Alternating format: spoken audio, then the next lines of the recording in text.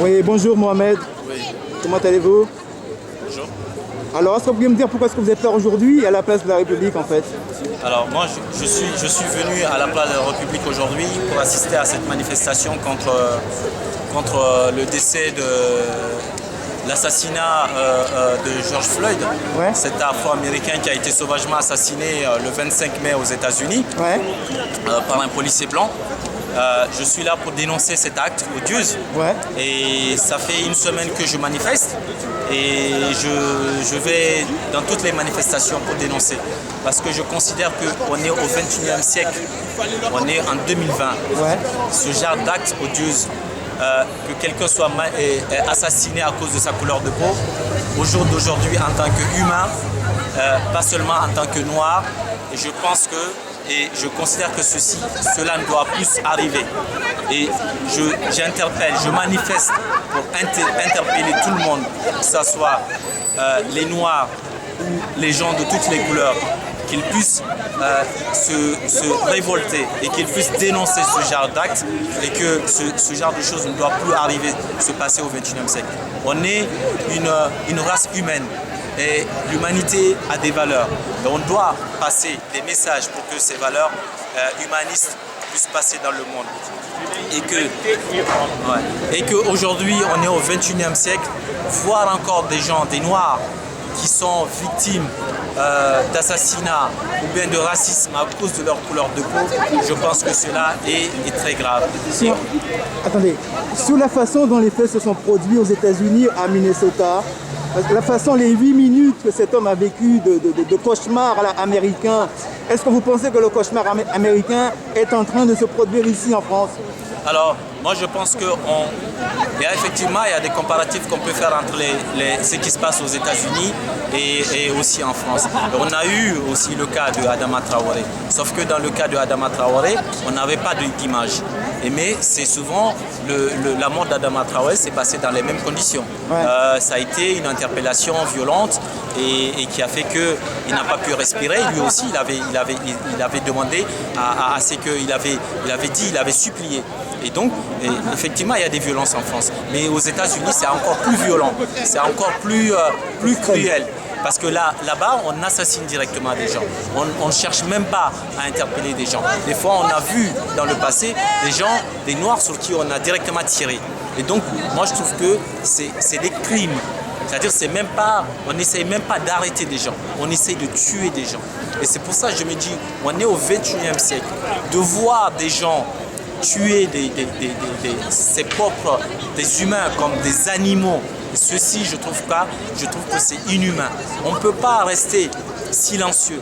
Et le silence aussi, c'est une sorte de crime. Quand on reste silencieux, c'est comme si on cautionne aussi. Une petite question, Mohamed. Oui. J'ai vu quand même qu'aux États-Unis, ces 4 policiers vont être jugés, sans doute condamnés. Oui. Alors qu'en France, jusqu'à présent, que ce soit l'affaire Théo, l'affaire Adama, jusqu'à présent, il n'y a pas de justice. Ouais. Quand vous entendez beaucoup de gens qui disent que oui, on est en train de transporter le problème américain en France, qu'est-ce que vous répondez à ça en fait? Alors ça, c'est très intéressant, cette question que vous me posez, parce que moi, j'ai été très choqué. Vous savez, ça fait une semaine que je regarde un peu les débats à la télé. J'entends des gens qui reprochent depuis une semaine, depuis 2 semaines, quand il y a des manifestations de soutien à la cause de George Floyd, à cet assassinat abominable. Il y a des manifestations un peu partout dans le monde, et y compris en France. Et les Noirs et des gens d'autres couleurs manifestent pour dénoncer ça. Et la France est le seul pays où j'ai entendu des responsables politiques et sur les plateaux de télé, des gens dire que les Noirs veulent manipuler, les Noirs veulent politiser le combat, et que les Noirs veulent emporter le problème, veulent instrumentaliser le problème, ça, le décès de George Floyd en France. Et ça, je trouve ça profondément choquant, je trouve ça profondément insultant envers la communauté noire. C'est-à-dire, on nous reproche, nous en tant que Noirs, de soutenir notre cause, c'est-à-dire de défendre notre cause. Parce que c'est que je peux rappeler à ces gens-là.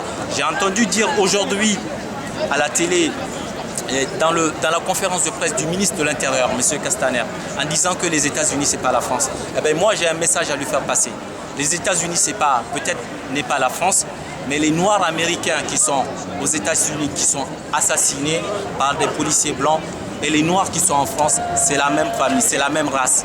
N'oubliez pas, monsieur le ministre, Noirs américains, Noirs français des Antilles, des Africains qui sont en Afrique, l'origine, ils viennent tous d'Afrique.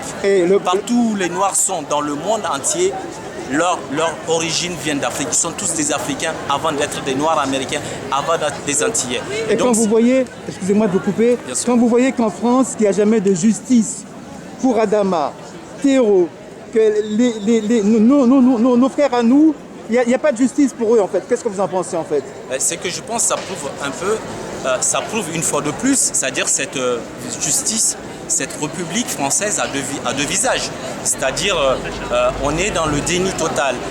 Quand la police commet un crime, quand la police commet un délit, quand la police commet une bavure et qu'on voit dans l'affaire Adama, ils sont encore présumés innocents, oui, je suis d'accord. L'affaire Théo, mais même quand il y a les images, même quand les faits ont été filmés, ils ont été montrés, quand même, la justice, elle a du mal à passer. Et donc les gens, forcément, ça crée une frustration. Aujourd'hui, quand un individu, quel que soit l'individu dans un banlieue ou à Paris ou ailleurs, quand il commet un délit contre un policier, en représentant la République, il est aussitôt dans l'immédiat, il est arrêté, il est incarcéré. Et aussi la justice, elle passe à 100 à l'heure, quel qu'en soit le délit, on en voit tous les jours. Il suffit, quand vous prenez le cas d'Éric Zemmour, quelqu'un qui l'a insulté, agressé physiquement, il a tout simplement insulté. Verbalement. Et bien verbalement, dans les 24 heures, le parquet de Paris a été saisi, le ministre de la Justice a réagi, le ministre de l'Intérieur a réagi. Il a été arrêté, incarcéré. Donc le jugement, il est passé rapidement. Et donc c'est des faits comme ça. Il y a une justice à deux visages. Il y a la République aussi qu'on trouve qu'il y a deux visages. Et après, on s'étonne que les jeunes dans les banlieues ne se sentent pas représentés. Ne se sentent pas entièrement représentés dans la République. Et donc forcément, cette injustice, ça se sent.